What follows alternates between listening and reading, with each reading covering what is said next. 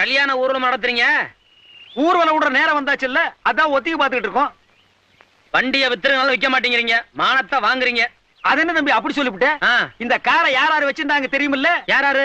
மாந்தூர மகாராஜா வச்சிருந்தாரு, அந்த திருவனந்தபுரம் ஐனஸ் வச்சிருந்தாரு, ஹைதராபாத் நிஜாம் வச்சிருந்தாரு, அதுக்கப்புறம் ஒரு மந்திரி வச்சிருந்தாரு, அதுக்கப்புறம் ஒரு எம்எல்ஏ வச்சிருந்தாரு, அதுக்கப்புறம் சினிமா கவர்ச்சி நடிகை சொப்பன சுந்தரி வச்சிருந்தா, அதுக்கப்புறம் இந்த காரை நம்ம வச்சிருக்கிறோம்.